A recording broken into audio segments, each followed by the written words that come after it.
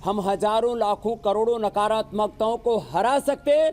और हुसैन भाई, मैं हरा करके आपके सामने बैठा हूं। एक गरीब परिवार से, किसान परिवार से आके मैंने लाखों करोड़ों लोगों को जगाया है, उनको निरोग बनाया और उन तक योग का फायदा भी पहुंचाया है। और यही वजह स्वामी जी की लगातार हमारे पास सवाल आपके लिए आते रहते हैं। लोग चाहते हैं कि आप उनके सवाल को सुन करके उनको जवाब दे दें और उनकी जिंदगी से जो बीमारी नाम की मुश्किल है वो दूर हो जाए, खत्म हो जाए। स्वामी जी, पहला सवाल विशाल का है। उनके मामा जी जो हैं वो कोरोना से ठीक हो गए हैं, उनको रेमडेसिविर इंजेक्शन लेना पड़ा था, लेकिन अब दांत में फंगस हो गया है, शुगर भी है, तो उनके लिए कोई उपाय बता दें। ये शुगर वालों के लिए तो कल डॉक्टर गुलेरिया जी ने भी बोला, ये एंटीबायोटिक्स और ये तमाम तरह के स्टेरॉइड और ये रेमडेसिविर बड़ा खतरनाक हो जाता है। एक तो तुरंत शुगर को कंट्रोल करें, खीरा करेला टमाटर का जूस पिए और उसमें थोड़ी सी तुलसी, थोड़ी सी गिलोय और थोड़ी सी नीम के पत्ते डाल दें। गिलोय, तुलसी, नीम ये एंटी फंगल है, एंटीवायरस है।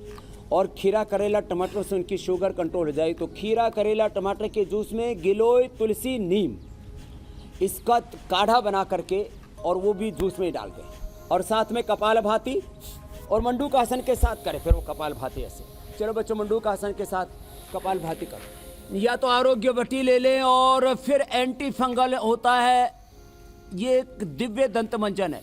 नहीं तो अपने घर में ये हल्दी और ये सरसों का तेल, ये एंटी फंगल होता है।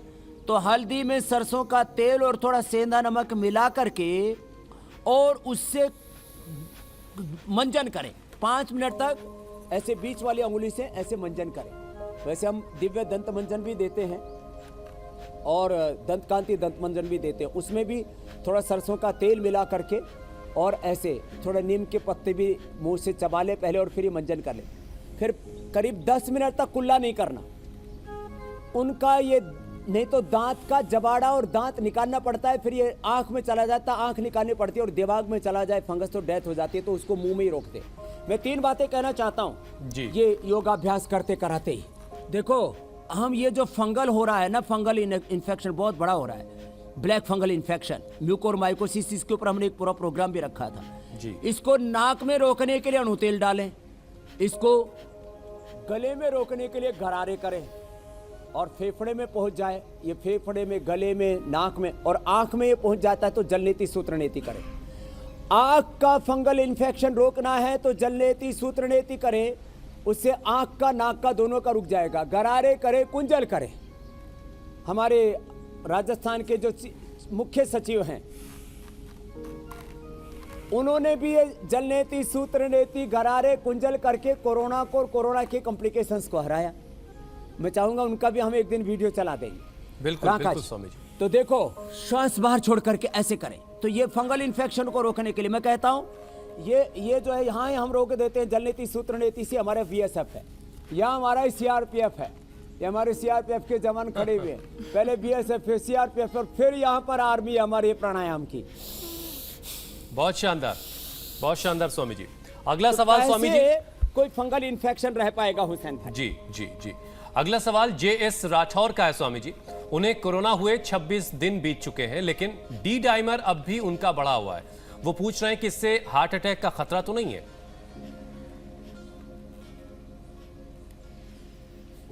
देखो, जरूर मैं आपको सबको ये कहना चाहता हूँ, कोरोना से नेगेटिव होने के बाद में भी हार्ट अटैक का खतरा, ब्रेन स्ट्रोक का खतरा बना हुआ है। और किसी का नेगेटिव आने के बाद में भी वापस 90, 80, 70 तक ऑक्सीजन चला जाता है घर में अचानक और डेथ हो जाती है। और यह हजारों लोगों की हो चुकी है, कोई नई बात नहीं कह रहा हूँ। इसलिए हार्ट रोगी कोरोना से नेगेटिव आने के बाद में भी, और हार्ट के रोगी नहीं हैं, जिनके भी ये बॉडी के, खाली एक पैरामीटर की बात नहीं कह रहा हूँ, हार्ट के, ब्रेन के, लीवर के, किडनी के, ब्लड के अलग अलग पैरामीटर्स गड़बड़ हो रखे हैं। तो हार्ट के रोगी अर्जुन की छाल, दालचीनी, हृदयामृत। ब्रेन वाले रोगी जितने भी हैं, जिनके दिमाग पर असर हो रहा है वो मेधावटी, जिनके लंग पर असर हो रहा है वे श्वासारी प्रवाही, श्वासारी क्वाथ पंचगोल के साथ, और श्वासारी वटी, श्वासारी गोल्ड। जिनके पूरी बॉडी पर असर हो रहा है तो इम्यूनोग्रीट और गिलोय घनवटी, गिलोय तुलसी नीम, इसका तो विशेष आरोग्यवटी, उसका सेवन करें। जिनके लीवर पर जिनके एसजीओटी एसजीपीटी से लेकर के बिलिरुबिन से लेकर के और तमाम पैरामीटर्स गड़बड़ हो रखे हैं, वो लिवोग्रिट, लिवामृत या सर्वकल्प। और जिनको डायबिटीज़ हो मधुनाशिनी मधुग्रिट, और जिनको बीपी हो वो मुक्तावटी और बीपी ग्रिट। ये कुछ आयुर्वेदिक औषधियाँ, ये सिरोधारा, ये अभ्यंग, ये स्नेह स्वेदन, ये एक्यूप्रेशर। और कुछ नहीं तो ऐसे 2 मिनट ऐसे जोर से तालियां बजा लें, ऐसे 2 मिनट ऐसे तालियां बजा लें। 1 मिनट के लिए ऐसे, ये कल हमने एक ये भी एक्यूप्रेशर बताया था, ये कर लें 1 मिनट के लिए ऐसे जोर से फिर से आनंद से ऐसे हास्यासन कर ले और ऐसे सिंहासन कर ले।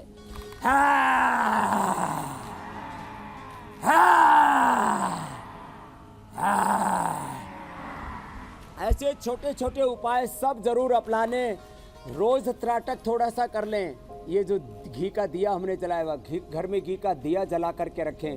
थोड़ा सत्संग भजन कर लें, कीर्तन कर लें, और कोई भी जप लें, खुदा का, अल्लाह का नाम, जो भी है भजन कीर्तन। आज अंत भजन कीर्तन से और भोजन से कराएंगे। ठीक है स्वामी जी, भोजन दोनों होंगे। कुछ और प्रश्न ले लो मेरे भाई। जी स्वामी जी, अगला सवाल मानवी का है स्वामी जी। स्वामी जी, गिलोय के इस्तेमाल की आप हमेशा सलाह देते हैं, लेकिन इंटरनेट पर गिलोय ऑटो इम्यून डिजीज जैसे ल्यूपस, रूमेटॉइड आर्थराइटिस और सोराइसिस के लिए मना की जाती है। इसमें थोड़ा कंफ्यूजन है, लोगों को डाउट हो रहा है कि गिलोय का इस्तेमाल करना है नहीं करना है जब ऑटो इम्यून डिजीज हो। जरा इसको क्लियर कीजिए, इस डाउट को।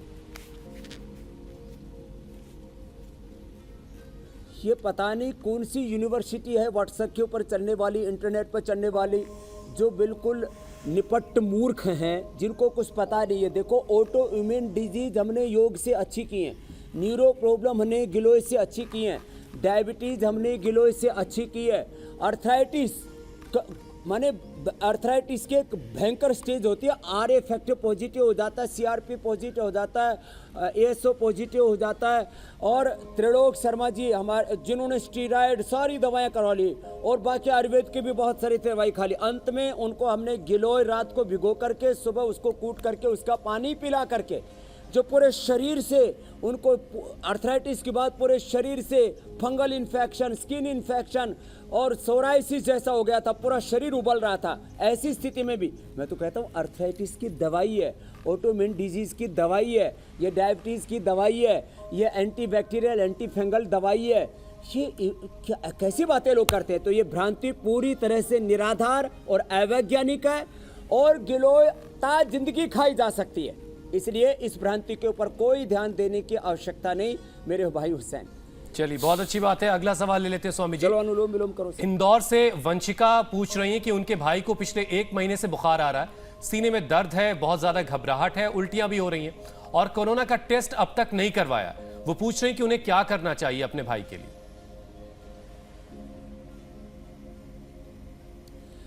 सबसे पहले उल्टी और तमाम तरह की जो अंदर से दिक्कत हो रही है, बुखार भी ठीक हो जाएगा। मोती पिष्टी, ये हमारे सभी 5000 केंद्रों पर मिलती है। मोती पिष्टी 1/4 ग्राम से लेकर आधा ग्राम शहद के साथ चटा दें, दवाई अंदर, उल्टी खत्म। इतना ज़बरदस्त इसका असर होता है। पित्त का भी प्रशमन होगा, बुखार भी दूर होगा, डाइजेशन सिस्टम भी अच्छा होगा। और जो उनको कंटिन्यू बुखार चल रहा है, तो ये 6 दवाइयाँ मैंने बताई हुई, फिर से बता देता हूँ। गिलोय, ज्वरनाशक और महासुदर्शन घनवटी खाली पेट, और खाने के बाद लक्ष्मी विलास रस, त्रिभुवन कीर्ति रस और संजीवनी बटी, ये खाने के बाद दे दें। और ज्वरनाशक और गिलोय का क्वाथ भी पिला दें, इससे भी ठीक हो जाएगा। और यदि टाइफाइड भी हो तो खूब कला, मुनक्का और अंजीर मैंने बताया हुआ है, इसको काढ़ा बना करके पिला दें, 100% बुखार दूर हो जाएगा। अनुलोम विलोम के साथ साथ वो थोड़ा शीतकारी भी करना, एकदम से बुखार ठीक हो जाता है। और हाथ पैरों पर लौकी को रगड़ भी सकते हैं, और पेट पर और माथे पर ठंडे पानी की पट्टी रख सकते हैं ऐसे। तो ये छोटे छोटे उपाय हमने बताए, इससे ही ये बड़ी बड़ी समस्याएं, इनका अंत हो जाता है। अब इंडिया टीवी हर वक्त हर जगह डाउनलोड करने के लिए सर्च करें India TV news Google play store या ऐप स्टोर पर।